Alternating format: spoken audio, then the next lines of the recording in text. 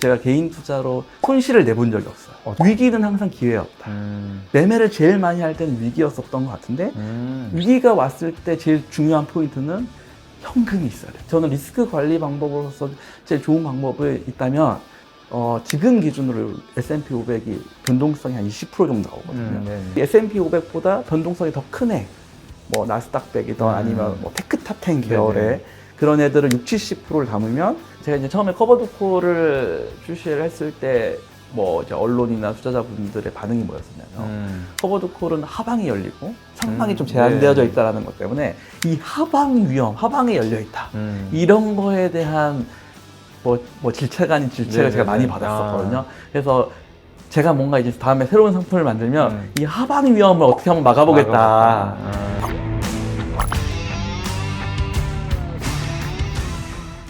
국내 최고의 전문가들과 함께하는 본격 ETF 전문 채널 ETF 아는 형. 저는 진행의 염승환이라고 합니다. 자, 나무가 아닌 숲을 볼 수 있는 투자의 인사이트를 얻어가는 좀 시간이죠. 아는 형의 아는 형 본격적으로 시작을 해보도록 하겠습니다.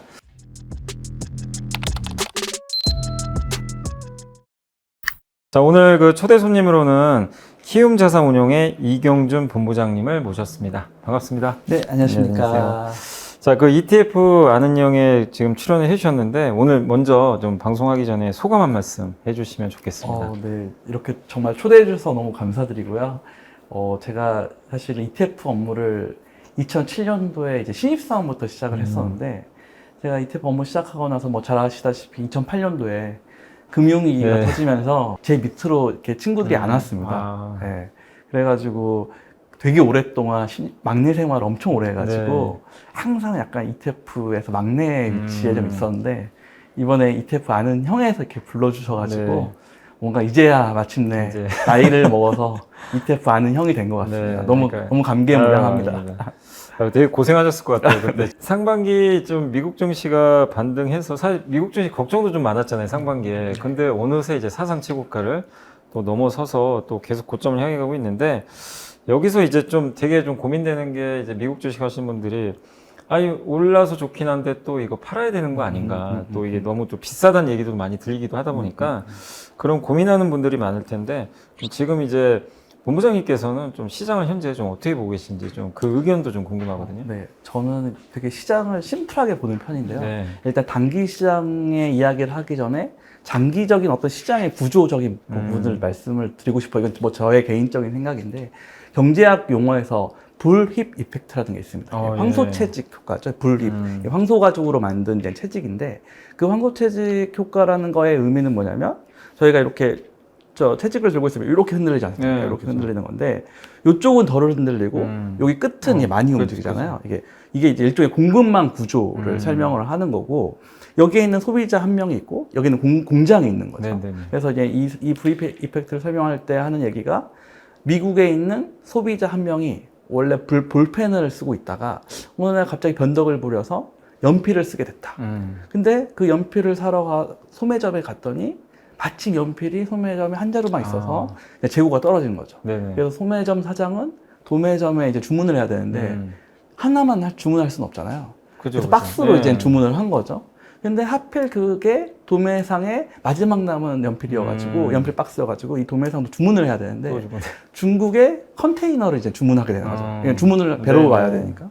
근데 그 주문을 받은 중국은 공장을 더 늘려야 되는 상황이 온 거죠. 마치 캐패시티가 차 있는 상태에서.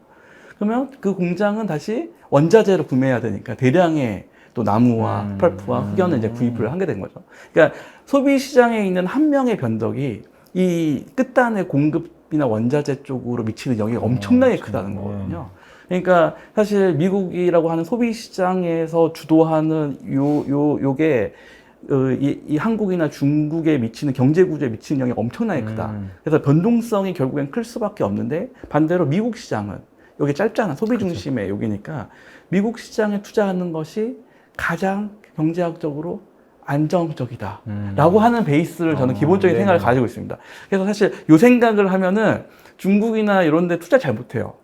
왜냐면 이제 사실 아시겠지만 삼성전자나 하이닉스도 보시면 요즘 아시겠지만 엔비디아가 주문을 주냐 안 주냐를 가지고 운명이 갈리잖아요. 그래서 이런 미국 시장의 대형 기업에 투자하는 것이 유리하다라고 하는 생각을 저는 기본적으로 가지고 있고요. 단기적인 관점에서 이제 말씀을 드리면, 예, 통계적으로 미국을 이제 1년 단위로 이제 시장을 봤을 때, 그 미국 시장은 상승하는 해가 70%고, 하락하고 이제 반등하는 해가 한 30% 정도 된다고, 30% 정도 된다고 합니다. 그러니까 지금 강세장이잖아요. 그러니까 강세장일 때 할 수 있는 얘기는 앞으로 상승할 확률은 70%에 해당하는데 30% 정도의 불확실성은 있을 수 있어 라고 저는 얘기를 할 수가 있고, 약세장일 때는 이제 이 약세장이지만 결국에는 다시 올라갈 확률이 70%야 이렇게 얘기하면은 보통 전망에서 틀리진 않거든요. 그래서 제가 만약 단기 시장에 대한 이야기를 드린다면 여전히 오를 확률은 70%고 다만 불확실 확률은 30%가 될 것 같아. 거기 30%에 대해서 대비하면 될 것 같아 라고 저는 말씀을 드릴 수 있을 것 같아요. 방금 이제 황소 채찍 효과를 좀 설명해 주셨는데, 그렇게 또 설명하니까 너무 좀 이게 와닿는 것 같아요. 마치 그러니까 미국 증시에 좀 투자해야 되는 가장 명확한 이유를 되게 좀 쉽게 설명해 주신 것 같아요. 그 워렌 버핏이 이야기하는 미국의 번영에 투자해라 라고 하는 이야기가 사실 이런 원리에서 저는 시작됐다고 믿고 있습니다. 네, 알겠습니다.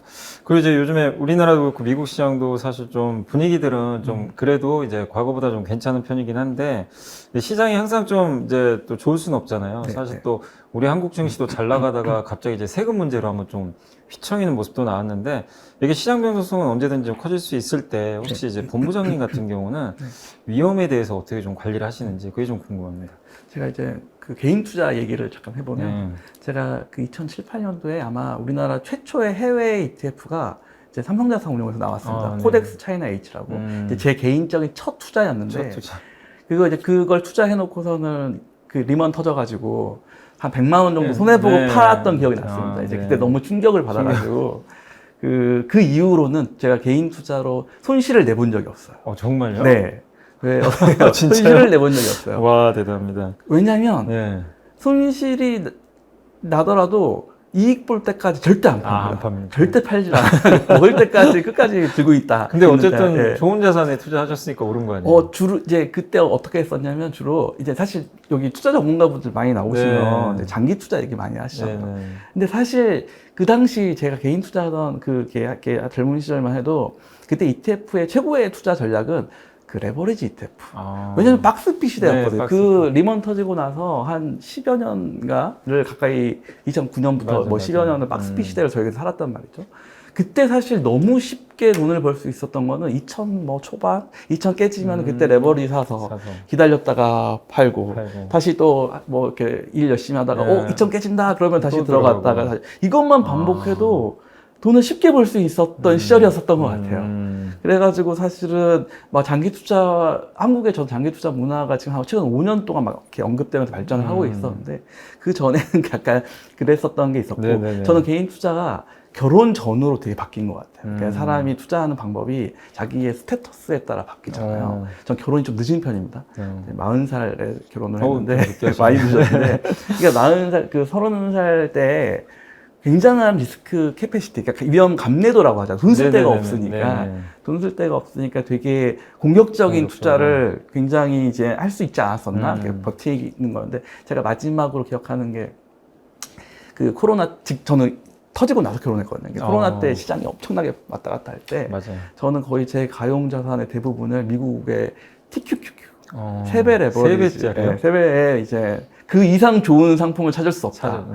제가 ETF를 그 당시 10몇 년을 했는데 TQQQ보다 좋은 상품을 찾을 수가 없다 해서 거의 이제 몰빵을 했었던 기억이 저는 사실 나는데요. 그래서 사실 저는 되게 이제 리스크 주식 몰빵 투자도 해보고, 현재도 주식 자산이 되게 많은 편이거든요. 위험 감내도가 굉장히 큰 편이라고 저는 생각을 하는데요. 지금 그런 경험들을 비추어 봤을 때 위기는 항상 기회였다. 매매를 제일 많이 할 때는 위기였었던 것 같은데, 위기가 왔을 때 제일 중요한 포인트는 현금이 있어야 된다. 현금이 있어야 된다라는 게 되게 중요한 포인트여가지고, 사실 많은 분들이 S&P 500에 다 사라 이렇게 말씀을 하시잖아요. 근데 저는 리스크 관리 방법으로서 제일 좋은 방법이 있다면, 지금 기준으로 S&P 500이 변동성이 한 20% 정도 나오거든요. 그러니까 20% 정도 나온다고 했을 때, 그러니까 그 S&P 500보다 변동성이 더 큰 해, 뭐 나스닥백이든 아니면 뭐 테크탑 10 네네. 계열의 그런 애들을 60~70%를 담으면 걔네들이 한 30% 정도 변동성이 나오니까 네네. 이제 70%니까 한 20% 정도 변동성이 나오잖아요. 걔하고 안전자산, 현금 이렇게 7대3이나 6대4 네네. 정도로 들고 가고 있다가 뭔가 일이 터졌을 때 이 30%로 플랜 B로 뭔가 물타기, 복구의 기능 이런 거를 하는 게 심리적으로 되게 저는 편하다고 생각해요. 편하다. 예, 왜냐하면 S&P 500을 다 풀로 갖고 있고 현금이 없으시면은 위기 상황에 왔을 때 이 한국인의 민족성상 견딜 수가 없습니다.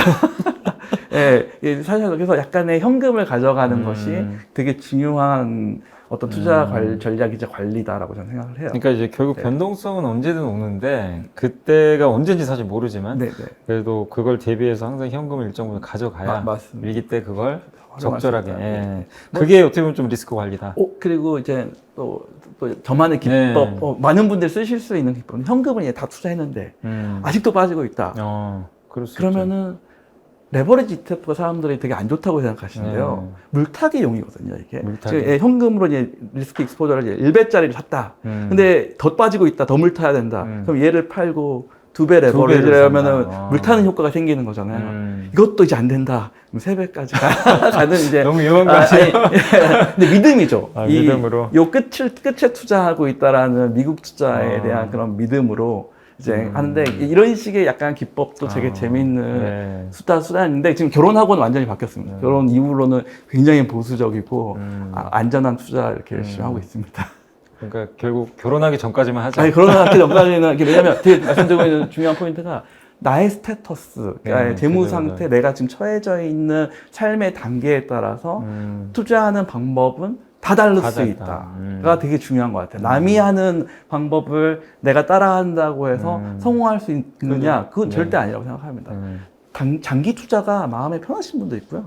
그죠. 그거 안 되시는 분도 있어요. 그래서 꼭 강요할 필요는 없다라고 저는 생각합니다. 네. 그러니까 이제 자기가 처한 상태나 뭐 스타일이 더 중요한 거지. 맞습니다. 거기에 맞춰서 맞습니다. 뭐 절대 정답은 없다 이렇게 말씀해 주셨고, 예. 자 베이비 부머 이제 세대 이제 은퇴가 좀 본격화되고 있는데 투자 트렌드가 저도 많은 이제 이렇게 그 개인 투자분들 만나 보면 옛날에는 그냥 이제 주식 투자하시면 주식 투자 얘기만 하는데 요즘엔 그게 아니고 확실히 자산 배분에 되게 관심이 많으신 것 같아요. 근데 이제 그러다 보니까 현금 흐름 플러스 이제 안정성 이런 좀 중심으로 많이 바뀌고 있는데 이런 이제 변화가 좀 앞으로도 계속 좀 이어질 수 있는 그런 트렌드라고 좀 보시나요? 네, 굉장히 아마 중요한 포인트고 네. 중요한 트렌드일 것 같은데요. 이제 저희가 이제 과거 얘기를 해보면 저희 그 58년 개티 저희 베이비 부머 네. 1세대 분들이나 이런 분들의 일반적인 노후 준비는 궁극적인 목표는 건물을 사시는 네, 거였어요. 맞아요. 이제 뭐 상가 건물이라던가 뭐 이런 걸 해서 이제 거기 나오는 월세나 이런 걸 통해서 노후를 보장해 보겠다. 뭐 이런 노력들을 하셨고 성공하셨던 네. 걸로 저는 많이 알고 있는데 요즘 이제 수익성 부동산 의 어떤 상황이나 이런 것들을 봤을 때 엄청 안 좋은 걸로 저는 알고 있어요. 그리고 뭐 규제 같은 거 이제 건물 관리에 대한 규제도 되게 심해졌고요. 네. 배달 시켜 먹는 문화들 네, 이런 문화들이 발달하고 인구는 줄어들고 하니까 공실률은 높아지고 감가상각은 커지고 아무튼 이러면서 이쪽 수익성 부동산이 그렇게 매력적이지 않게 된 거죠. 그러니까 지금 이제 베이비 부머 분들이 지금 계속 뭐 1년에 뭐 몇백만 명씩 은퇴를 하고 계시는데 사실 이런 분들이나 이런 은퇴를 앞두고 계신 분들은 이제 과거에 있던 그런 노후 준비 수단으로는 살아남을 수 없다라고 하는 부분들 때문에 이제 금융 투자 쪽 어떻게 보면 깔끔하거든요. 이 부동산 관리보다는 금융 투자가 뭐 세금이 많아서 그렇게 하는데 부동산 투자보다는 금융 투자를 통해서 현금 흐름을 창출해내는 거 그런 쪽으로 이제 관심을 가질 수밖에 없으시고요. 네. 근데 또 안타까운 거는 뭐냐면 이제 제가 이제 월배당 ETF들이나 요즘 이제 유행하는 이분들의 어떤 이제 통계를 보면 네. 젊은 분들도 그런 현금 흐름 투자에 엄청 관심이 많으세요. 물론 파이어 같은 이제 일찍 은퇴하겠다라고 하는 문화도 있었겠지만은 제가 봤을 때는 재무관리 이론의 라이프 사이클 그런 이론을 보시면 이제 자본 적립기가 있고 네. 인출기가 있지 않습니까? 그쵸. 근데 미국의 기준으로 보면 미국 사람들은 대학 졸업해서 바로 이제 취직해가지고 네.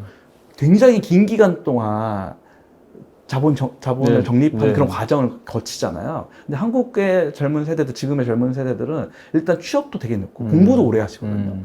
제가 막 기억 보면은 신입사원이 30대 이제 오거든요. 결혼도 엄청 늦게 하시고 그러다 보니까 자본 적립 자체가 적은 거예요. 이게 기간 자체가 기간이 불안하고 그렇죠. 짧아지고 있거든요. 그러니까 그러다 보니까 옆에 사람들 보고 하다 보니까 이거 노후에 문제를 될 수 있겠네. 이 불확실성 또 이런 또 미국 사람들이 없는 것 중에 하나랑 한국 사람이랑 차이점 중에 하나 사교육비 중에 하나. 그렇죠. 또 결혼해서 보면 돈 엄청 나가거든요. 많이 나가죠. 전 결혼해가지고 얘기 나왔는데 분유값이 이렇게 비싼 거, 네. 기저귀값이 이렇게 비싼지 상상을 초월했는데 네. 하는데 돈이 많이 나간다는 거죠. 네, 네. 그러니까 지금 현금 흐름에 쪼달릴 수밖에 없어요.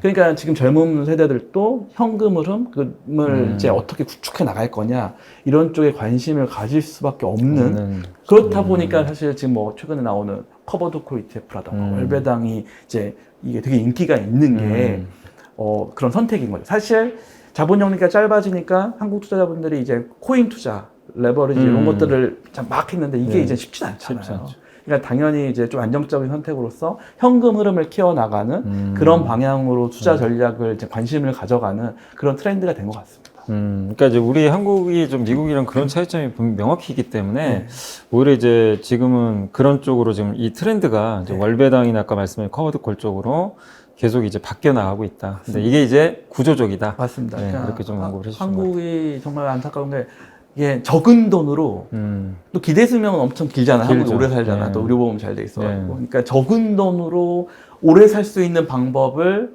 국가적으로 고민해야 되는 약간 그런 사회 그런 사회이지 이지 않나 싶습니다. 그리고 이제 향후 그러면 이제 1, 2년 안에 지금 이제 뭐 ETF 시장도 계속 커지고 있는데 더 커질 만한 뭐 그런 ETF 뭐 전략이나 뭐 테마가 있다면 좀 어느 쪽에 좀 주목하고 계세요? 저도 약간 놀라운 포인트인데요. 자산운용사에 있는 사람들의 꿈이 뭐였었냐면 예전에 네네.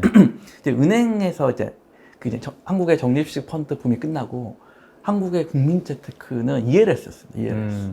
그러니까 ELS를 대체하는 상품을 만들고 싶다가 네네. 자산운용사들의 꿈이었는데 지금 그 역할을 커버드콜 ETF가 지금 하고 있는 것 같아요. 저도 이제 커버드콜을 만들고 운용했던 사람이지만 커버드콜의 인기가 이 정도로 커질 거라고는 솔직히 예상하지 못했고요. 지금 이런 추세나 사회적인 분위기, 투자자분들의 반응을 비춰봤을 때 지금 10조 정도 됐거든요. 네네. 10조 정도 됐는데 뭐 30조, 40조. 예전에 ELS 시장이 전체는 100조 정도 됐었고 네네. 미국 은행 쪽에서 한 60조까지 팔았었던 것 같은데 그거의 한 절반까지도 네네.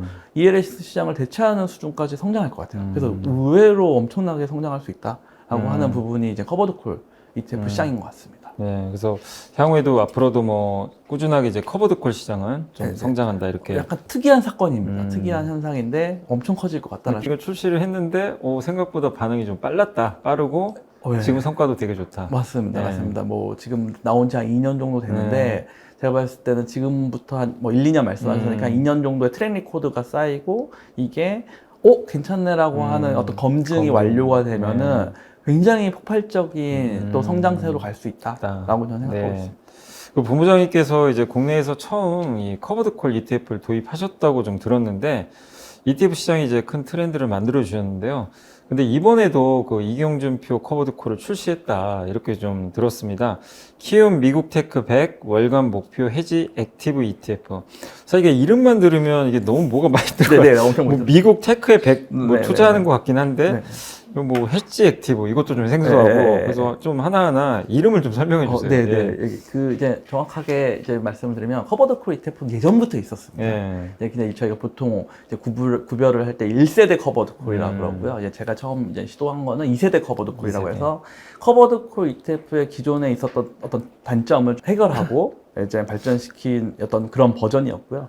이번에 이제 제가 출시한 상품은 제가 이제 처음에 커버드콜을 처음에 이제 출시를 했을 때 뭐 이제 언론이나 투자자분들의 반응이 뭐였었냐면 커버드콜은 하방이 열리고 상방이 좀 제한되어져 있다라는 것 때문에 이 하방 위험, 하방이 열려 있다. 이런 거에 대한 뭐 질책 아닌 질책을 제가 많이 받았었거든요. 그래서 제가 뭔가 이제 다음에 새로운 상품을 만들면 이 하방 위험을 어떻게 한번 막아보겠다라고 해서 이제 제가 이번에 이 상품을 설계를 해봤고요. 네네. 이 상품은 커버드콜은 절대 아니고요. 예. 이제 프로텍티브 풋, 이제 커버드콜의 반대가 되는 반대. 아래는 막고 위가 열린 그런 구조를 추구하는 그런 상품이라고 보시면 될 것 같습니다. 이름이 좀 특이한데 미국 테크백, 뭐 잘 아시는 이제 미국의 기술주 네네. 100종목에 투자하는 기초 자산을 쓴다라는 거고요. 월간 목표 해지라는 것은 해지가 이제 그 울타리란 네, 뜻이잖아요. 맞아요. 울타리에서 헤지 펀드 할 때도 헤지 이제 리스크를 막는다. 막는다. 근데 어떻게 월 단위로 목표를 가져서 어. 월 단위로 방어를 하는 메커니즘을 월 단위. 가진 ETF다라는 거고요. 뭐 옵션 전략 관점에서 측면에서 보면 뭐 프로텍티브 풋 전략이라는 표현도 쓰지만은 저희가 이제 교과서에서는 그 포트폴리오 인슈런스, 포트폴리오 보험 전략이라고 하는 또 용어로 이 전략을 네. 설명하기도 합니다. 그래서 이 상품이 뭐 참 되게 저도 되게 시청하시는 분들과 네. 이 기사님께 죄송스러운데 네. 아마 현존하는 ETF 중에 가장 복잡한 구조를 내부적인 아니, 이름 자체가 복잡해요. 그 블랙숄즈라고 해요. 옵션 가격 모형이 있는데 맞아요. 그런 것도 기초지수 방법론에 그 옵션 가격 모델이 지수 방법론으로 들어간 ETF는 전 세계 최초입니다. 와. 근데 이거를 좀 제가 쉽게 설명을 드리고 싶은데요. 돈을 벌 수 있는 방법에는 트레이딩을 통해서 돈을 벌 수 있는 방법에는 두 가지가 있다고 합니다. 네. 여러분들이 잘 아시는 바이로 셀 하이. 싸게 사서 비싸게 팔면 돈을 번다. 그죠. 요 얘기가 다 아시는 얘기고요. 네. 또 다른 얘기가 뭐냐면 buy high, sell higher. 네. 그죠. 더 네, 비싸게 하이 팔면. 사서 비싸게 샀지만 더 비싸게 팔자. 이게 두 가지 단어, 이 문장이 의미하는 바는 하나는 저가 매수를 해서 가치 투자를 해서 저가 매수를 해서 이제 수익을 실현한다. 두 번째 이야기는 추세 추종을 하겠다. 모멘텀을 쫓아가서 추세 추종을 한다라는 전략인데요. 이 상품은 철학이 이 바이 하이, 셀 하이얼의 철학을 가지고 있다고, 추세를 가져가고 있다. 근데 추세 전략의 가장 핵심은 뭐냐면 추세를 따라가지만 그 추세가 갑자기 꺾이거나 이제 네네. 잘못될 수가 있잖아요. 이 추세 시작했나 보다 하고 들어갔는데 안 될 수가 있잖아요. 그때 가장 중요한 게 손절입니다. 손절을 해야 돼. 그러니까 추세 추종의 전략의 핵심은 손절인데 그러면 이 손절과 추세 추종을 반복을 하는 매매를 하면 되게 안정적인 수익률이 나온다라는 거거든요. 그러니까 근데 이 추세 추종과 손절을 반복하는 수익률의 패턴을 역으로 보면 옵션 전략의 관점에서 보면 그 패턴이 바로 아래는 막히고 손절 위는 열리는 이게 이제 프로텍티브 풋 구조 뭐 다른 각도로 보면 콜옵션 매수랑 비슷한데 제한된 범위의 손실만을 가지되 상방은 여는 그런 구조가 이제 구현이 되는 거죠. 그래서 이 상품은 약간 이제 옵션 전략의 프로텍티브 풋의 구조를 추구하지만 실제로 매매는 미국 기술주에 투자하는 ETF랑 뭐 교과서에 무위험 자산이라고 정의되어 있는 3개월짜리 국고채. 미국의 국고채죠. 미국의 국고채를 이 자산 배분, 동적 자산 배분, 추세 추종과 이 손절의 원리를 통한 자산 배분을 통해서 요 구조를 구현해내는 그런 상품이다. 결국엔 기초자산은 나스닥 그 100인 거잖아요. 맞습니다. 근데 이게 만약에 올라갈 때 지금 요즘에는 막 올라가니까 추세를 따라갈 거서 좋을 것 같긴 한데 이게 이제 갑자기 뭐 지난 4월처럼 막 갑자기 폭락장이 온다면 여기서 자동으로 그러면 이제 기계적으로 그러니까 이걸 투자자들이 이제 알아서 하는 게 아니라 우리가 알아서 기계적으로 손절하고 그걸 좀 안전한 쪽으로 좀 약간 돌려놓고 맞습니다. 그런 구조라고 보시면 됩니다. 그래서 예를 들어서 오늘이 촬영일이 저희가 8월 1일인데 이 상품은 월간이니까 8월 1일 요때 가격을 기준으로 손절선이 정해지는 겁니다. 정해져요 미리. 이때부터 이 가격이 이제 손절선이 되고요. 이 손절선부터 손절선일 때 저희 펀드는 주식 비중이 한 50%, 채권 비중이 50%입니다. 왜? 한 달 뒤에 주가가 이 가격 위에 있냐 아래에 있냐라는 확률 50대 50이니까 50% 주식을 사놓고 자 시작하면은 주가가 이제 오르기 시작한다. 그러면 주식 비중 쫙 사서 올라가는 겁니다. 그리고 시장이 여기서 시장이 빠지네 하면 주식 비중 줄이는 거죠. 이런 식의 반복적인 매매를 통하면 요 구조가 만들어진다라는 거죠. 그래서 여기 저희는 이제 다만 이렇게 하면 비용이 많이 들지 수 있잖아요. 매매 비용이 많이 들 수가 있는데 선물 매매를 통해서 비용을 최소화하고 근데 이거를 손으로 매매 안 하고 쉽게 구현할 수 있는 방법은 미국에 상장되어져 있는 그 옵션을 사면 되거든요. 나스닥 지수 옵션을 사면 되는데 이게 너무 비싸요. 비싸서. 그게 비싸니 우리가 직접 손으로 만들어서 금융공학의 원리를 이용해서 요 구조를 월 단위의 옵션을 손으로 만들어내자. 요 개념입니다. 근데 들어보니까 너무 사고 싶은데, 갑자기. 저도 한번 해봐야 될 것 같아요. 근데 되게, 그러니까 뭔가 이제 이름 그대로 프로텍티브니까 네, 네, 방어도 네. 해주고, 그리고 네. 올라갈 때 오히려 이걸 계속 또 매수도 하고. 네, 그리고 무엇보다 또 이게 사실 개인 투자분들 제일 힘든 게 손절 못 하거든요. 네, 맞아요. 빠질 이게 제일 때. 어렵거든요. 근데 그걸 또 예, 예. 적절하게 이제, 그래서 이제 월 단위로 해준다는 맞습니다. 거예요. 맞습니다. 저 좀 정확히 이해를 했고요. 그 키움 이제 미국 테크백 월간 목표했지 액티브 ETF 상품과 그리고 요즘에 이제 어쨌든 그 이제 커버드 콜과 버퍼형 ETF 이런 것들이 좀 많이 지금 나오고 있는데 근데 네, 네. 이런 거랑 좀 약간 차이가 있나요? 근데 맞습니다. 이 상품과? 그렇죠.